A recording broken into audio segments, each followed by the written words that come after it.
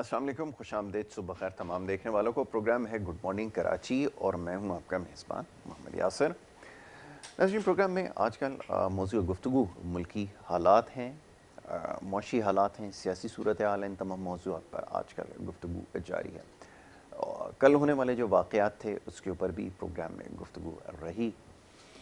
और जैसे कल हमने ख़वातीन का जो आलमी दिन मनाया गया, उसके ऊपर भी कोशिश की कि प्रोग्राम में गुफ्तगू कर सकें। बहरहाल ये सोशल मीडिया आजकल एक ऐसी जगह है जिसके ऊपर बड़ी बात हो रही है। तमाम ही मामलात के ऊपर लोग अपनी राय का खुलकर इजहार करते हैं। बहुत सारी ऐसी चीज़ों के ऊपर भी बात हो रही है जिसके ऊपर टीवी के ऊपर बैठ कर बात नहीं की जा सकती। तो बहरहाल जी, लोग अपने ख़यालात का इजहार कर रहे हैं मुख्तलिफ़ तरीक़ों से। सही या गलत ये तो कहना मुश्किल है, लेकिन ये ज़रिया ऐसा है जिसके ज़रिए जो हम देख रहे हैं कि बहुत सारे लोगों की राय जो है वो एक वक्त आपके सामने आती है। तो बहरहाल इन मामलात पर बहुत सारे पैगामात आए भी। मैं कोशिश कर रहा था कि इसके ऊपर जो है वो बात करूँ। वक्त क्योंकि प्रोग्राम में महदूद होता है, इसलिए बहुत सारे मामलात जो है ज़ेर बहस नहीं आ पाते। लेकिन इंशाल्लाह आगे चंद एक दिन में एक नशिस्त ऐसी ज़रूर रखेंगे जिनके अंदर इन तमाम मामलात पर गुफ्तगू करेंगे और खुलकर बात करेंगे। सोशल मीडिया के हवाले से ख़ास तौर पर हमारे देखने वाले ये चाहते हैं कि जो मामलात आजकल ज़ेर बहस आ रहे हैं, या जिसको हम कहते हैं टॉप ट्रेंडिंग पे जो है, उसके हवाले से बात की जाए तो यकीनन जी ये ख्वाहिश आपकी जो है ज़रूर पूरी की जाएगी। इन मामलात को ज़रूर प्रोग्राम में डिस्कस किया जाएगा। दूसरी तरफ जी, सियासी मामलात जो मुल्क के इस वक्त जारी सियासी सूरत हाल है, मामलात हैं, इसके ऊपर भी बात की जानी चाहिए। ये ज़रूरी है। सुबह के वक्त आपको आगाह रखते हैं, बाखबर रखते हैं तमाम मामलात से। तो आज ये सिलसिला जारी रहेगा। कुछ सियासी उमूर हैं, कुछ मौशी मामलात हैं, इन तमाम पर आज गुफ्तगू करेंगे। बड़े ख़ास मेहमान स्टूडियोज़ में तशरीफ़ फरमाएँ। सबसे पहले उन्हें खुशामदीद कहूँगा और उसके बाद हमारी गुफ्तगू जारी रहेगी। सबसे पहले मौजूद मेहमान हमारे परवेज़ मंदरास वाला साहब, बिज़नेस कम्युनिटी से आपका ताल्लुक़ है, रिप्रेजेंट करते हैं, मामलात के ऊपर गुफ्तगू करते हैं, सियासी मामलात के ऊपर गुफ्तगू करते हैं और बड़े खुलकर बात करते हैं। स्टूडियोज़ में आज एक दफ़ा फिर हमारे साथ मौजूद हैं परवेज़ साहब को खुशामदीद। बहुत शुक्रिया परवेज़ भाई प्रोग्राम में हमें वक्त देने के लिए। उनके हमरा एक और हमारे बड़े ख़ास मेहमान, हमारे बड़े अच्छे दोस्त मेजर रिटायर्ड अनवर खुर्शीद साहब यहाँ पे तशरीफ़ फरमाएँ। आप एनालिस्ट भी हैं, तबसरा भी करते हैं और सियासी मामलात के ऊपर गुफ्तगू करते हैं और तालीम के हवाले से ख़ास तौर पे। जब भी मैं हमेशा कहता हूँ कि हमारी कोशिश होती है कि तालीमी मामलात के ऊपर गुफ्तगू की जाए तो हमारे लिए बड़ा आसान होता है, बड़ा आसान हमारे पास ऑप्शन है कि हम मेजर साहब को प्रोग्राम में दावत दें और उनसे गुफ्तगू करें। बहुत शुक्रिया मेजर साहब प्रोग्राम में हमें वक्त देने के लिए। वालेकुम अस्सलाम। परवेज़ भाई, ये फरमाइए, सियासी सूरत हाल आपके सामने है और जोड़ तोड़ का आपने सारा मरहला भी देखा, किस तरह मुकम्मल हुआ, इल्ज़ामात की भी आपने सियासत देखी है। लेकिन वो देखने वाले ये पूछते हैं कि ये जो सारी चीज़ें चलती रहती हैं, ठीक है, ये सियासी जोड़ तोड़ है, किसके मफाद में है, किसके मफाद में नहीं है। सूरत हाल ये है कि जो कमोडिटीज़ हैं, या आप समझ लीजिए कि जो मुर्गी का गोश्त या ये सारी चीज़ें, दूध की कीमतें बढ़ रही हैं, अब ये कंट्रोल करना किसकी ज़िम्मेदारी है? वो सारी चीज़ें तो हमने देखा कि एक फ़ेज़ आकर गुजर गया, लेकिन ये जो कीमतों में इजाफ़ा है, इसको कैसे कंट्रोल करेंगे? महंगाई को जब कंट्रोल नहीं करेंगे तो आहिस्ता आहिस्ता चीज़ें हाथ से बाहर होंगी। फिर आपका डिस्काउंट रेट जो आपको बढ़ाना पड़ेगा, ये सारी चीज़ें होंगी, तो आपकी कोई भी चीज़ से ठीक तरह नहीं चल सकती। अब सवाल अपनी जगह है कि जनाब तीन साल तकरीबन जो है वो गुजर चुके हैं, मामलात फिर कब संभलेंगे और कब ठीक होंगे? ये ज़रा बता दीजिए कि आपका तजुर्बा क्या कहता है, कैसे मामला ठीक हो सके? बिस्मिल्लाहिर्रहमानिर्रहीम। यासिर, देखें 3 साल गुजर गए, मामलात जो हैं ऐसे जो महंगाई की वाले हैं, जो हमारे पास कम्युनिटीज़ की प्राइसेस हैं, जी। वो मेरे ख्याल में अभी तक बहुत सारी चीज़ों के एड्रेस हुए ही नहीं हैं, सुधरे ही नहीं हैं। नहीं। अच्छा, बातें बहुत हुई हैं। अब देखें ना, एक के बाद एक नया एपिसोड चल रहा है जी गवर्नमेंट के जी। हवाले से और अपोजिशन के हवाले से। वो उस तरफ उनका रुझान जो है ना, उस ज़्यादा। मामलात पे जो तवज्जो देना, वो मेरे ख्याल में गवर्नमेंट की प्रायोरिटी शायद रही नहीं है। वो अपने जो है ना, कहते हैं ना कि अपने अफेयर्स को जो है ना वो दुरुस्त कर रहे हैं, और वो भी उनसे मेरे ख्याल में इस दफ़ा पेचीदगियाँ बढ़ती जा रही हैं, संभल रहे नहीं हैं। और दूसरी बात यह है कि गवर्नमेंट के पास अब ये ऑप्शन होना चाहिए कि भाई या तो इसको प्रॉपर्ली देखें। अब देखें, ये कल मैं टीवी पे देख रहा था यासिर, आई एम सो जी सरप्राइज जी। जी कि आपके जो कमिश्नर साहब हैं ये कहते हैं कि यार वो मुर्गी जो है ना 211-14 रुपए किलो है।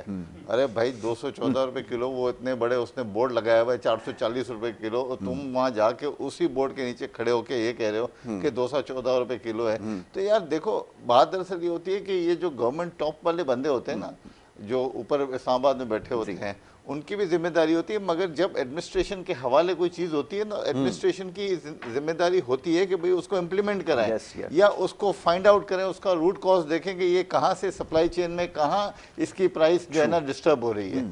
अब बात दरअसल है कि ये मैकेनिज्म कोई देखने के लिए तैयार नहीं है। अब आप देखें, कमिश्नर जब आके ऐसी बात कर देता है तो फिर वो दुकानदार जो है उसका क्या कसूर है? देखें, दुकानदार की कोई कसूर नहीं है। जब उसको सप्लाई चेन से उसको अगर 400 रुपए की मिलेगी, वो 440 रुपए की बेचेगा, 40 रुपए उसका जायज़ मुनाफा रखा होगा, चलो उसने 10%। मगर अब बात दरअसल ये है कि आपको वहाँ से ढूंढना चाहिए कि यार ये जो ओरिजिनली जहाँ से आ रही है ना, उसके अंदर क्या इशू है। अगर प्रोडक्शन में इशू है, हमारे पास इतनी तादाद नहीं हो रही है, तो फिर पॉलिसी मैटर जाता है फेडरल गवर्नमेंट के पास, और वो फिर ऐसे पॉलिसी मैटर बने कि चलो इंपोर्ट खोल दे या कहीं और से उसका ऑल्टरनेट बनाए। मगर अब बात दरअसल ये है कि ये यहाँ एडमिनिस्ट्रेशन की सपोर्ट नहीं है।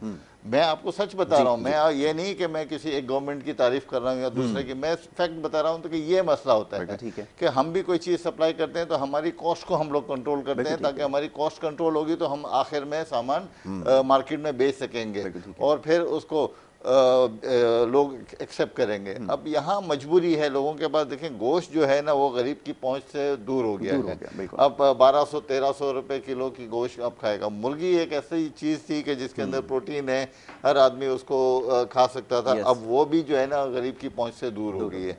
दालें भी देखें तो कोई 200 रुपये, कोई 150 रुपये, कोई 250 रुपये की दालें हो गई हैं।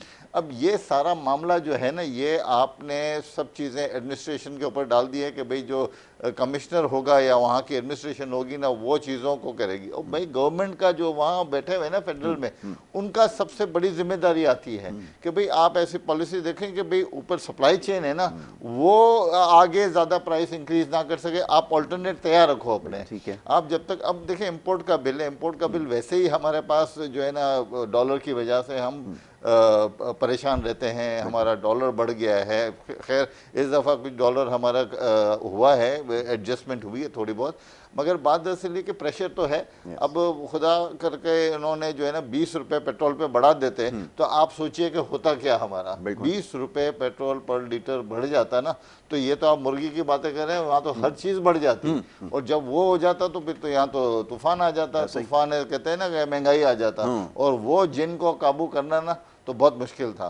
तो अब मैं ये समझता हूँ कि ये पूरी चेन है ना, एडमिनिस्ट्रेशन से लेके आगे तक, जो मिनिस्टर लेवल तक, जो federal minister food and security जो कहते हैं, वो सारा उनका काम है। और उन लोगों को चाहिए कि वो पॉलिसी करें और आवाम को रिलीफ दें। ये आप और हम डिबेट तो कर सकते हैं, मगर इसमें हमारा है नहीं। मुर्गी वाले से आप झगड़ लेंगे तो मुर्गी वाला क्या करेगा? मुर्गी वालों को आप ये कह सकते हैं ना, वो कहेगा भाई नहीं खरीद सकते तो नहीं खरीदो, ये कह देगा। और क्या, वो क्या 200 रुपये में थोड़ी मुर्गी दे देगा 400 में खरीद के? ये बात है सीधी। बिल्कुल ठीक है। मेरे साहब, ये बड़ा एक बदकिस्मती है, अल्फाज साथ नहीं दे रहे। ये रेलवे का हादसा भी अगले दिन हुआ, आपने देखा, वो ट्रेन की बोगियां पलट गई हैं। किससे जाके आदमी सवाल कर रही हैं? अभी जैसे मुर्गी के गोश्त की कीमत का भी बात परवेज़ भाई ने की है कि वो जो चाहे प्राइसेस आपसे वसूल कर सके, क्योंकि कोई मैकेनिज़्म आपके पास है नहीं, और है तो पता नहीं एग्जीक्यूट क्यों नहीं करता है। तो ये कैसे काम करेगा? अब यहाँ ट्रेन पलट जाती है, कोई अकाउंट फॉर नहीं है, किसी की अकाउंटेबिलिटी नहीं है, किसी से आप क्वेश्चन नहीं कर सकते। तो उसका मतलब है आप तैयार रहिए, आगे खुदा ना करे इस तरह के आपको लातादाद हादसात आपके मुंतज़िर हैं। साबित तो सही होता है। फरमाइए किससे सवाल किया जाए? बिस्मिल्लाहिर्रहमानिर्रहीम। ये हमारे मुल्क के अंदर एक चीज़ है जिसे कहते हैं गवर्नेंस। गवर्नेंस का फुकदान है। हमारे जो रूट्स है ना, वहीं से ही बेसिक जो हमारी चीज़ें हैं वहीं से वो अपनी सही तरतीब में नहीं चाह रही। पिछले पूरे 74 ईयर्स जितने हो गए हैं, जब तक ये गवर्नेंस का जो गुड गवर्नेंस की ज़रूरत है हमारे मुल्क के अंदर, कि निचले लेवल से लेकर टॉप लेवल तक, पीएम या प्रेसिडेंट ऑफ पाकिस्तान तक जितने भी लोग हैं और इसके बीच में जितने भी इदारे हैं उनको एक स्ट्रीम लाइन करना पड़ेगा, एक लाइन पे लाना पड़ेगा तरीके से। यहाँ पे अगर हम सिविल एडमिनिस्ट्रेशन की तरफ से चले जाएं, पुलिस की तरफ चले जाएं, हम ब्यूरोक्रेसी की तरफ चले जाएं, हम अपने यानी कि टॉप लेवल पे अगर हम नेशनल असम्बली, प्रोविंशियल असम्बली की बात करें और उससे ऊपर हम सेनेट की बात करें, सेनेट के ऊपर कुछ नहीं है, प्रेसिडेंट ऑफ पाकिस्तान है सिर्फ। तो सेनेट के अंदर जो पिछली 3 मार्च को जो कुछ हुआ, तो हम क्या एक्सपेक्ट कर सकते हैं एक मुर्गी वाले से, एक खोखे वाले से, एक रिक्शे वाले से? हम क्या एक्सपेक्ट करेंगे? क्या वो ज़्यादा ईमानदारी तो ऊपर से नीचे आएगी ना। हम नीचे वाले को तो हम कहते हैं यार चल तू तो टैक्सी ड्राइवर है, तू तो रिक्शा चलाने वाला है तो मोतबर, वो भी हमारे लिए काबिल इज़्ज़त हैं। मगर हम देखते हैं ना, लेवल देखते हैं हर चीज़ का। तो हमारे जो कम आमदन वाले 15-20 हज़ार रुपया महीना कमाने वाले लोग, हम उनको कहते हैं तुम होते ना अगर पढ़े लिखे, तुम होते अगर एजुकेटेड, और तुम फिर इस तरह ना करते। अब एजुकेशन को देख लें, पढ़े लिखे को देख लें, टॉप लेवल पे देख लें। अब जब हमारा टॉप लीडरशिप में ये चीज़ें होंगी तो हमारे नीचे, अब दूसरी बात ये है कि ये नीचे जो मुर्गी के प्राइस बढ़ गए या दाल के या गोश्त के या बाकी चीज़ों के, ये गवर्नमेंट जब तक गवर्नेंस सही नहीं होगी, गवर्नमेंट कंट्रोल नहीं, गवर्नमेंट के हाथ में सिर्फ और सिर्फ आई थिंक सो हो सकता है, प्रवेश साहब इसको मुझे सेकंड करेंगे, कि पेट्रोल के प्राइसेस जो हैं वो गवर्नमेंट के हाथ में उसको कम पेश करना। और पेट्रोल अगर महंगा होता है तो मुल्क के अंदर हर चीज़, इवन जो पानी पीने का वो भी महंगा हो जाता है, उससे रिलेटेड है चीज़ें। बाकी ये जो चीज़ें प्राइस ऊपर नीचे होती हैं, ये माफिया है। जितना भी ये ऊपर नीचे करते हैं प्राइस को, माफिया। टमाटर आपका 150 पे चला गया, शायद 200 पे चला गया, अब 20 रुपये, अब 20 रुपये किलो और 100 रुपये के 6 किलो, तो वो नीचे आ गया ना। इसी तरह ये सारे का सारा जितना भी निज़ाम है माफिया चलाता है। इसके लिए गवर्नेंस की ज़रूरत है, इसके लिए स्पेशल अब एक होता है जिस तरह हमारा अदारा है आर्मी में एक कमांडर है, ऑर्डर दे देता है, तो वो ऑर्डर यानी कि ट्रूली 100% वो ऑर्डर इम्प्लीमेंट होता है। आगे निचला जितना भी लेवल पे लोग होते हैं वो कहते हैं जी कमांडर का ऑर्डर है, वो हमने उसको पूरा करना है। यहाँ पे ऑर्डर दे के जो बंदा खामोश हो जाता है ना, पीएम साहब हमारे या सीएम साहब कहते हैं जी महंगाई बढ़ गई, हम इसको देखते हैं। पहले तो ये कहते थे, अब तो वो कहते हैं कि जी महंगाई बढ़ गई, हम क्या कर सकते हैं, हमें कोई नहीं पता। तो ये है लैक ऑफ गवर्नेंस है। इस गवर्नेंस को हमें निचले लेवल पे हमें देखना पड़ेगा कि अगर हमने एक जगह पे सेक्शन ऑफिसर है, हमारे पास डिप्टी सेक्रेटरीज हैं, हमारे पास सेक्रेटरीज हैं, हमारे पास कमिश्नर है, असिस्टेंट कमिश्नर है, उन्होंने किस तरह से काम करना है, किसको रिपोर्ट देनी है, क्या करनी है। कमिश्नर साहब का जो अभी बताया है कि उन्होंने कहा कि 211 रुपये, तो वो इज़ राइट, क्योंकि एक ऑर्डर आया हुआ है 211 रुपये, कहते हैं जी मैंने तो 211 रुपये कहा हुआ है, 211 रुपये। अब उनकी ऐसी टीम होनी चाहिए, जब टीम की बात करते हैं तो ही इज़ हेल्पलेस कि मैं क्या करूं, मेरे पास तो बंदे ही नहीं है। उनको मैं other day I was sitting in with assistant commissioner Korangi में, तो रेती बजरी वाले ट्रक्स थे, वो कुछ तजावजात के ज़ुमरे में आ रहे थे, तो he was requesting the SP कि यार मुझे फोर्स दो, मेरे पास 4 बंदे हैं, मैं उनको कैसे वहाँ से आगे पीछे करूँ। एसपी साहब का आगे से उनको जो जवाब है, I was sitting with AC, SP साहब का जवाब आया कि जुम्मे की नमाज है, जुम्मे का वक्त है, तो हमारी मोबाइलें उधर लगी हुई, हम आपको नहीं दे सकते, ठीक है, वेट करें। अब यानी कि जितनी देर में वो रेती बजरी वाले अपनी रेतियां बजरियां फेंक के चले गए, तो वो नहीं हो सका। तो ये इस मेरा मतलब ना वही गवर्नेंस पे बात आ जाती है कि आपने मैन पावर को कहाँ इस्तेमाल करना है, कैसे इस्तेमाल करना है, परमानेंट आप लोगों को दें आपके जितने अच्छा। दूसरी बात यह है कि आपके पास मैन पावर की कमी नहीं है, वो आपने जाके लगाए हुए हैं प्रोटोकॉल्स पे और प्रोटेक्शन सिक्योरिटी के नाम पे लगाए हुए हैं। एक घर के बाहर देखें टेंट लगे हुए हैं, तो उसमें 20-20, 25-25 बंदे हैं, उन पे मोबाइलों पे खाने जा रहे हैं, तकसीम हो रहे हैं, लोगों को अपनी ड्यूटियां छोड़ के दूसरी ड्यूटियों पे लगाया गया है। तो ये सारी चीज़ें ठीक करने के लिए एक बड़े लेवल पे तमाम हमारे जो बड़े हैं, जो हमारे पॉलिटिकल लीडर्स हैं, उनको पहले तौर पे सोचना, उसके बाद ब्यूरोक्रेट्स को सोचना पड़ेगा। तो ये महंगाई खुद बहुत हर चीज़ सही हो जाएगी। बिल्कुल आपने ठीक कहा। 5,000 जो है ना वो प्रोटोकॉल मिलेंगे, 5,000 जो है ना वो बाकी आवाम के बाकी लिए है, आवाम तो फिर के लिए। 5,000 क्या करेंगे? जी परवेज़ भाई, इस सवाल भी यही है कि बैड गवर्नेंस की अभी जैसे बात हुई है, मसला रिजॉल्व कैसे होगा? देखिए ये तो चीज़ें बड़ी सिस्टमेटिक आपको बनानी पड़ेंगी। सबसे इम्पोर्टेंट चीज़ है अकाउंटेबिलिटी। अब आपने मिडल ईस्ट में आप गए, वहाँ पर आपने देखा जिस ज़माने में आप 92-93 में जो प्राइसेस कमोडिटीज़ की थी, मोर और लेस वही आज आपको आज तारीख में बहुत स्लाइटली सा चेंज अगर आया हो तो आया हो, वरना ज़्यादातर कमोडिटीज़ की जो प्राइसेस हैं वो वही चली आ रही हैं। वहाँ कौन सा मैकेनिज़्म काम करता है, वो कैसे सप्लाई चेन को वो करते हैं, कंट्रोल करते हैं? जबकि मैं हैरान होता हूँ अक्सर बच्चों को जब बताते हैं तो वो ये कि वहाँ की जो प्रोडक्शन है वो तो कुछ भी नहीं है, वहाँ तो ये सारी चीज़ें उगती भी नहीं है जो हमारे यहाँ उगती हैं चीज़ें, लेकिन उसके बावजूद आपके यहाँ प्राइस पैरिटी आप देखें कितनी है और कितने आपको जो है वो चैलेंजेस हैं। ये कैसे आप उसको कंट्रोल कर सकते हैं, ये ज़रा बताइए। देखिए हर चीज़ जो भी कमोडिटी होती है, नो मैटर व्हाट, अब आप कपड़े का मिसाल ले लें, कपड़े का मिसाल ले लें या कॉटन के यान की मिसाल ले लें, आजकल कॉटन का देख लें, तो ये हर चीज़ जो है ना उसकी एक इनपुट कॉस्ट होती है। देखें हमारा जो डॉलर है ना, जो उसकी वजह से हमारा जो रुपया है वो गिरता गया और आज 160 रुपये तक पहुँच गया। ये बहुत बड़ा फैक्टर है जो कम्युनिटी की प्राइसेस को बढ़ाना, क्योंकि कम्युनिटी के अंदर जो भी बाय प्रोडक्ट्स आप लेते हैं उसकी ट्रांसपोर्टेशन कॉस्ट होती है, बिजली की कॉस्ट होती है, उसकी सैलरीज होती हैं, लोगों की तनख्वाहें होती हैं, वो भी साथ साथ बढ़ी हैं। ठीक है ना, जब हम बात करते हैं ना आज से कोई 10 साल पहले की, तो उस वक्त जो मिनिमम पे थी ना वो थी कोई 9,000 रुपये।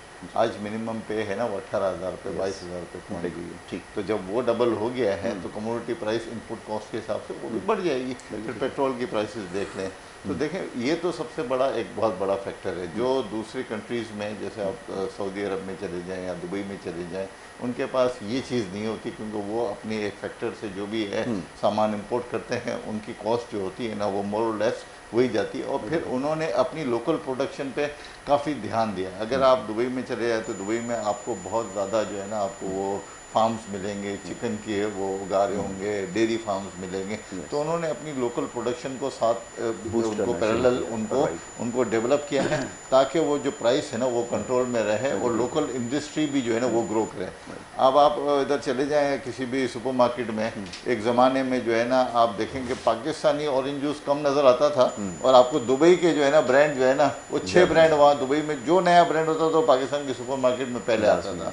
अच्छा, पाकिस्तान का जो जूस है ना इतने का मिलता था तो वो तकरीबन 20 रुपए का फ़र्क से वो मिलता था। तो कोई भी कहता था कि यार मैं ये लूँ, ये वाला नहीं लूँ दुबई का।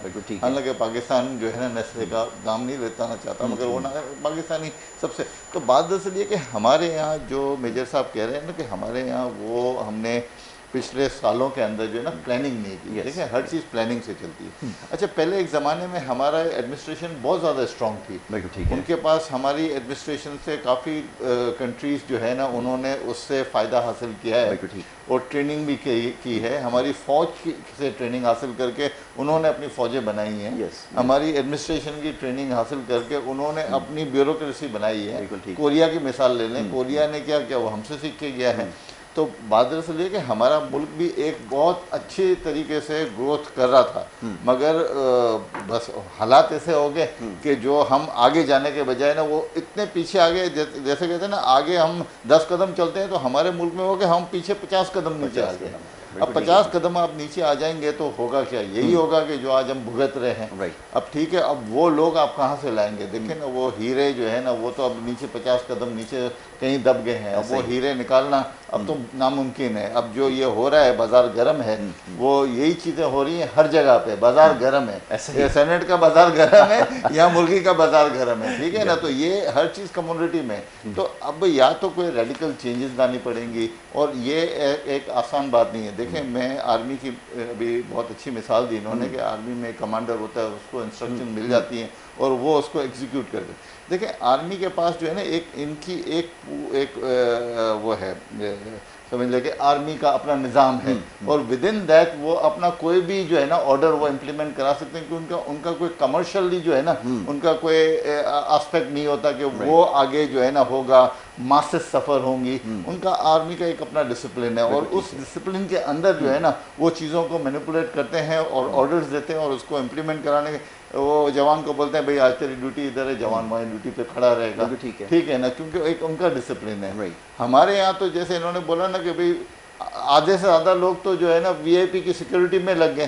अब जो बचा कुचा है वो आपको और मुझे मिलेगा, और उसके लिए हमें इंतजार करना पड़ेगा कि यार वो पुलिस वाला कब फारिग होगा तो हमारी प्रोटेक्शन के लिए आएगा या हमारी सुनवाई होगी। तो आर्मी का और हमारा जो सिस्टम है ना अवामुन्नास का, वो तकरीबन काफ़ी फ़र्क है। उनका अपना डिसिप्लिन है और विद इन आर्मी जो है ना वो हर चीज़ हो सकती है। ठीक है। मगर जब आर्मी से अब बाहर जाते हैं ना, जब अवाम आ जाती है ना, जब ये 440 रुपए की मुर्गी हो जाती है ना, फिर कोई कमांडर भी आएगा ना, वो 440 रुपए की मुर्गी को 200 रुपये एक दिन में नहीं कर सकता। ऑर्डर दे के चला जाएगा या 10 आदमी को पकड़ लेगा, मगर वो आगे से सप्लाई चेन जब तक जो है ना वो 200 रुपए की नहीं होगी, वो बंदा मुर्गी वाला क्या करेगा, उसको बोलेगा चलो मुझे जेल में ले जाओ, मैं तैयार हूँ, क्या करेगा। तो बात असल ये कि ये कोई रेडिकल हमारे पास कोई चेंजेस लानी पड़ेंगी, आगे से कोई पॉलिसी बने, नीचे से सारे सूबे या सारी एडमिनिस्ट्रेशन साथ दे। दुबई जैसे मुल्क ने जो है ना अपने कंट्री के अंदर इतना उन्होंने डेवलप कर लिया है, इतनी सारी चीज़ें उन्होंने अपने यहाँ पैदावार की सलाहियत कर ली है कि भाई वो अपने लोगों को फैसिलिटेट कर रहे हैं। हमारे यहाँ जो है ना वो एक गैप बहुत ज़्यादा है, जितनी हमारी डिमांड है ना इतनी हमारी प्रोडक्शन है नहीं, और जब डिमांड ज़्यादा होगी और प्रोडक्शन कम होगी यही हाल होगा जो अभी है। बिल्कुल आपने ठीक कहा कि तमाम चीज़ें मैनेज करनी पड़ती हैं, और ये डिमांड सप्लाई का जो गैप है, अब ये भी तो अथॉरिटीज़ की जिम्मेदारी है कि इन तमाम चीज़ों को जो है वो कंट्रोल में रखें। इसके लिए कोई पॉलिसी होती है, कोई मैनेजमेंट होती है, लेकिन वो एक बड़ी इंपॉर्टेंट चीज़ है, अक्सर हम डिस्कस करते हैं कि आपके पास कोई डाटा एनालिसिस होना चाहिए, उसको मेंटेन रखना चाहिए, फिर उस हिसाब से सारी प्लानिंग होती है। अभी तो सेंसस के ऊपर ही इशू है जी, ये बड़ा मसला है। हमारे पास जो फिगर्स आते हैं वो पता नहीं कहाँ से आते हैं, सोर्सेज हमारी क्या है, वी नेवर नो, कि आपके पास जब आपकी बेस ही ठीक नहीं होगी तो फिर आप बाकी कैलकुलेशन कैसे आप निकाल सकते हो। लेट्स से अगर मैं पर कैपिटा इनकम की बात करूँ अगर शहर कराची की, तो मुझे जो पता ही नहीं है कि यहाँ पर इंडिविजुअल्स हैं कितने, रहने वाले कितने, खाने वाले कितने हैं, तो मैं कैलकुलेशन क्या करूँगा। आप खुद इससे अंदाज़ा लगा लें, ये तो एक बड़ा सिंपल सा फार्मूला मैं बता रहा हूँ। तो जब ये तमाम चीज़ें एग्जिस्ट नहीं करेंगी तो फिर मामला कैसे हल होंगे। अच्छा, इसमें भी पॉलिटिकल बेनिफिट लेने की कोशिश की जाती है। आप देखें कि अलमिया ये है कि ये जो सेंसस के ऊपर अभी तक बात आकर अटकी हुई है, उसकी वजह सिर्फ ये है कि यहाँ पॉलिटिकल बेनिफिट्स हैं, लोगों के पॉलिटिकल इंटरेस्ट हैं, जिसकी वजह से वो इस पूरी सोसाइटी को, कंट्री को स्पॉइल कर रहा है। That's it.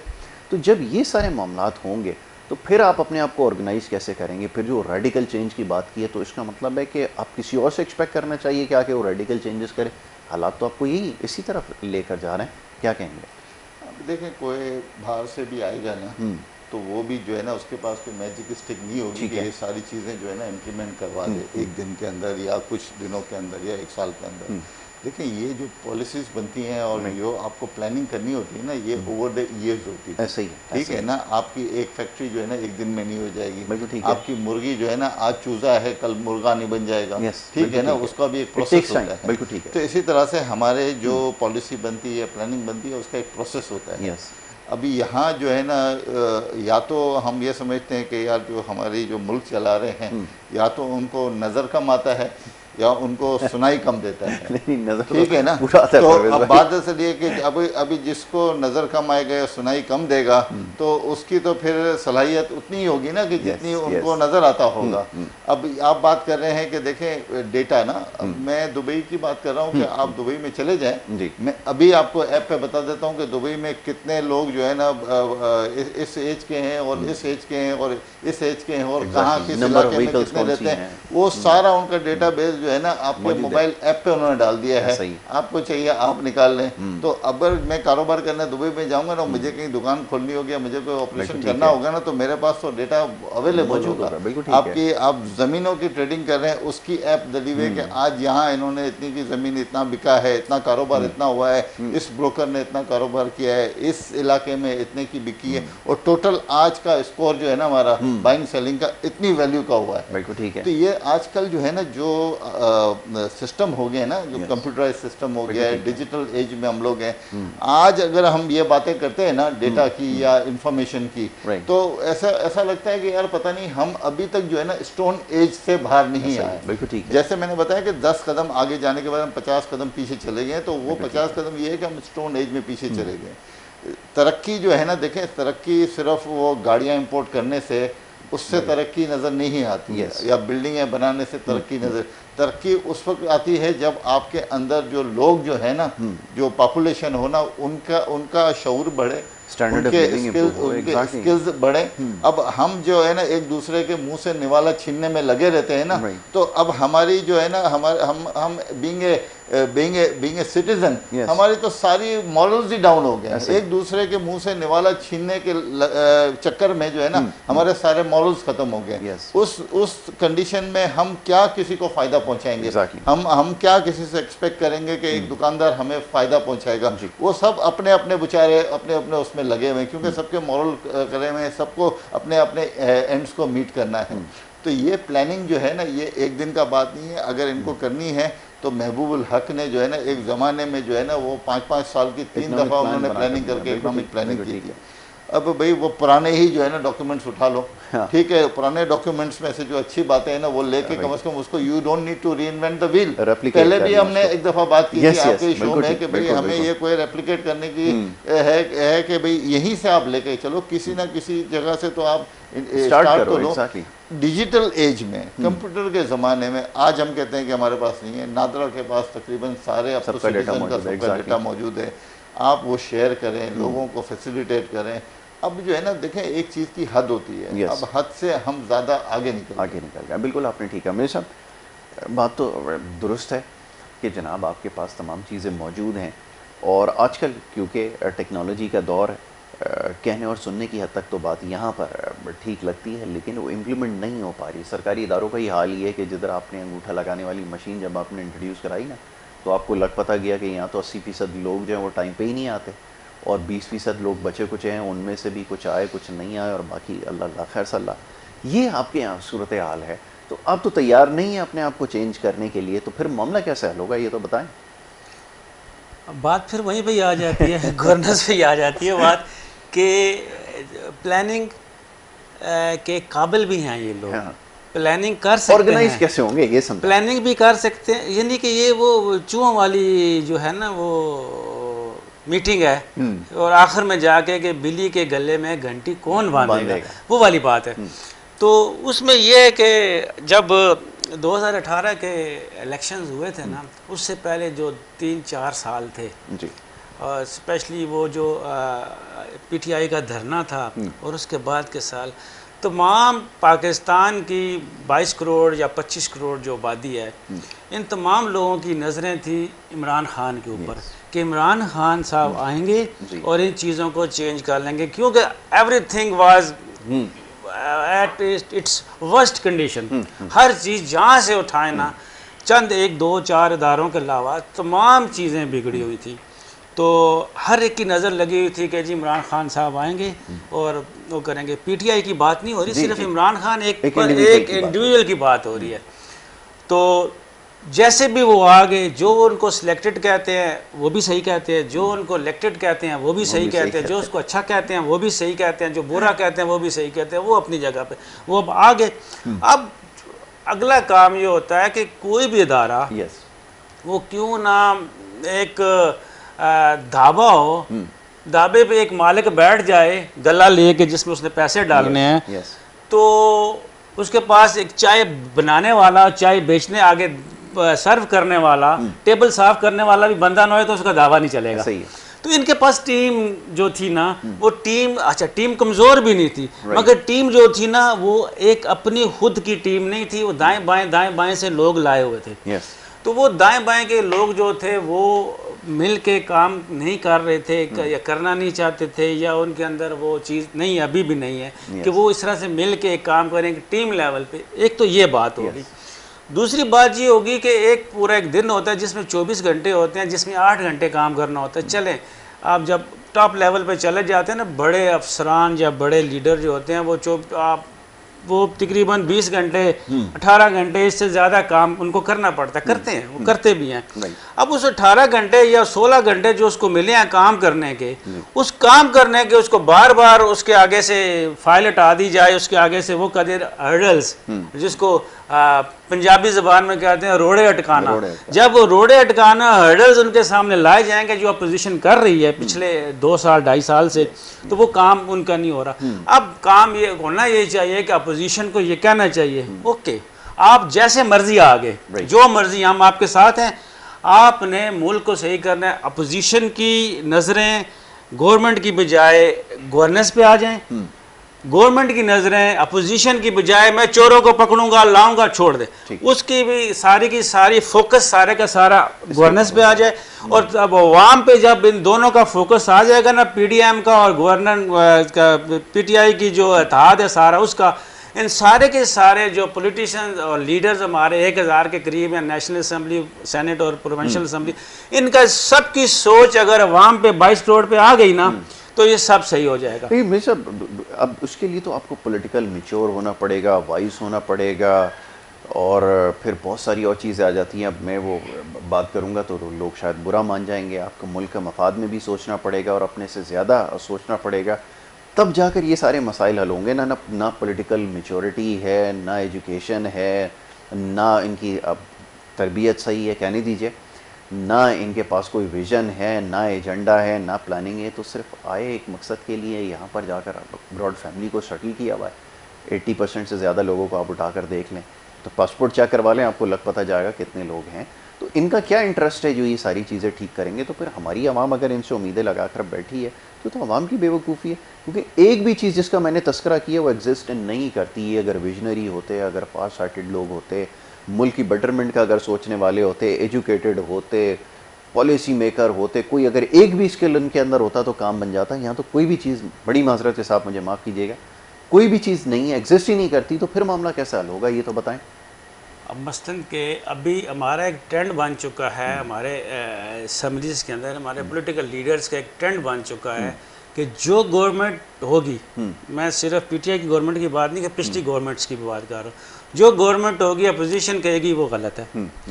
गवर्नमेंट पे जो भी गवर्नमेंट बैठी होगी वो कहेगी अपोजिशन गलत है, और उसको हर वक्त इसके ऊपर लगे रहेंगे। यानी कि अभी जो ये सेनेट का इलेक्शन हुआ था, इसमें जब शो ऑफ हैंड या ओपन बैलेटिंग की बात हुई थी, इसके ऊपर अपोजिशन को ओके करना चाहिए था, कहते ठीक है। अब अच्छे वाले बिल पास नहीं होंगे असम्बली में या सेनेट में तो क्या होगा? अब वो मिल के सब ने 80th अमेंडमेंट को लगा दी है, 80th अमेंडमेंट होगी। 80th अमेंडमेंट अभी दोनों तरफ से, अगर फेडरल गवर्नमेंट की तरफ से देखें उनको अपना मसला है, प्रोविंशियल गवर्नमेंट्स को देखें उनको अपना मसला है कि 80th अमेंडमेंट है, बिजनेस को नीचे लोगों को देखें तो उनको अपना मसला है, समझ नहीं आती कि हम किस से बात करें। यानी कि एक सिटिंग एमपीए जो कि वजीर भी है एक प्रोविंशियल गवर्नमेंट का, वो आके माइक पे कहते हैं इज वजीर, यानी कि मिनिस्टर है किसी अपनी मिनिस्ट्री का, वो आके कहते हैं कि जी ये हुक्मरान बहुत गलत है, गवर्नमेंट बहुत गलत है। भाई तो किसको कह रहा है? एक फेडरल मिनिस्टर है वो आके कहते हैं जी ये गवर्नमेंट बहुत गलत है, यानी कि वो एक वो सिंध को बोल रहा है, दूसरा फेडरल को बोल रहा है। तो आप आपस में ही लगे हुए हैं, कभी निचले लेवल पे भी कुछ सोचें, कोई तालीम को जोर दें। हमारे इंटीरियर्स जितने भी है उनमें देखें तालीम का क्या मसला है, हमारे शहरों में क्या मसला है, तालीमी एजुकेशन की पॉलिसीज़ को लेके आएँ। अभी हम लोग क्योंकि फौजियों का तो ज़्यादा मसला होता है, कभी एक शहर में कभी दूसरे शहर में, और देखते हैं किस तरह से तालीम के अंदर कितने मसाइल होते हैं, तालीम का कोई सिस्टम समझ नहीं आता। अब ये कराची जो है एक मेट्रोपॉलिटन सिटी है, इसमें कुछ एजुकेशन अच्छी तरफ है, बाकी जगहों पर देख ले बैकवर्ड जा रहे हैं, तालीम पे कोई सोच नहीं है। महंगाई के ऊपर आगे स्टेट वे कह देते हैं कि जी नहीं है। तो इसके लिए एक ट्रू किस्म की एक टीम चाहिए, जब तक टीम नहीं है। और मैं तो प्राइम मिनिस्टर से रिक्वेस्ट करता हूँ कि वो ऐसा करें कि इसमें अपने उसमें जो अपोजिशन के बड़े लीडर हैं, जो उनके यानी कि जैसे बिलावल भुट्टो जरदारी है, शहबाज शरीफ हैं और मौलाना फजल, इनको साथ बैठाएं, इनको कहें जी मिल के हमारे साथ गवर्नमेंट को चलाएं। ये तो बड़ा मुश्किल है फरीद भाई। एक वो जैसे हम बच्चों का एक इम्तिहान लेते होते हैं, ये मेंबर पार्लियामेंट को आपको अगर मेरे भी दिमाग में आया कि अगर एक पर्चा और एक वो दे दिया जाए पेन, और कहते हैं कि responsibility of a member of parliament अगर लिख दें, इसके ऊपर लिख सकेंगे कि क्या जिम्मेदारी होती है। अगले दिन मैं देख रहा था वो स्पीकर इधर चला रहा था कि इतना अर्सा हो गया आपको रूल्स नहीं पता हाउस के, अभी आपको इन सारी चीज़ों का आपने पढ़ा ही नहीं है, तो आपको क्या पता है? ये तो सूरत हाल है, फरमाइए। देखें मेजर साहब ने जितनी भी बातें कही ना, वो बातें कही कि आपने रात को ख्वाब देखा और अचानक से आपकी आँख खुली। ये सारी बातें जो कही ना, ये बहुत अच्छी बात कही है। और बस आप सोएं और अचानक से आँख खुल जाए और आप बोलें कि यार ये वो क्या था। Yes yes. तो ये देखें वो चीज़ें हैं नहीं। गवर्नमेंट हमारी जो है, देखें सारी चीज़ें चलती है एडमिनिस्ट्रेशन से, Yes. ब्यूरोक्रेसी से। ब्यूरोक्रेसी जो है ना, वो समझने के इतनी वीक है ना कि वो काम करना नहीं चाहती, वो इस गवर्नमेंट को सपोर्ट नहीं करना चाहती। अच्छा, हम ये कह दें ना कि भाई ये दो अपोजिशन और ये जो नाम लिए पॉलिटिकल लीडर्स के आपस में मिल जाएं, ये मेरे ख्याल में इतना जल्दी मुमकिन नहीं है, अनटिल अनलेस जो है ना वो उनके पीछे जो ये डंडा लेके पड़ा हुआ है ना कि भाई इनके केसेस खोल दूँ, इनके चोरी पकड़ लूँ, ये कर लूँ, तो उस वक्त तक तो मुमकिन नहीं है कि अभी वो डंडा हटा देगा ना। FATF में उन्होंने मांगा था ना, और कि नैब ख़त्म कर दो, ये ख़त्म कर दो, तो हम तुम्हारे साथ हैं, चलो तुमको हम 5 साल चलने देंगे, ठीक है ना, तो उस वक्त तो चलने देंगे। अच्छा, और फिर कोई भी अपोजिशन वाला जो है ना इस गवर्नमेंट को कामयाब होता हुआ दिखाना नहीं चाहता है। अगर इसने कोई अच्छे काम कर लिया ना, अगर इकोनॉमी को उसने 25% या 50% भी उसने टर्न अराउंड कर दिया ना, तो वो उनके लिए एक बहुत बड़ा लॉस है, लॉस हो जाएगा। ठीक है ना, तो वो चाहेंगे नहीं, वो उसकी जो है ना वो नीचे टांग खींचते रहेंगे। बिल्कुल ठीक है। जैसे मैंने बोला ना कि हम लोग बिल्कुल बेहिस हो चुके हैं, बीइंग ए कौम, हम एक दूसरे की टांग खींचने में लगे होते हैं। तो ये तो मैंने बोला था कि कोई रेडिकल चेंज आए। ये वाली जो चीज़ें हम बातें कर रहे हैं ना, इनसे मामला तय नहीं होंगे। अच्छा, एडमिनिस्ट्रेशन हमारी पहले से एक दली हुई है। हमारे पास जो है ना bureaucracy already is there, implemented है। अब वो अपनी फंक्शंस को प्रॉपरली नहीं कर रही है।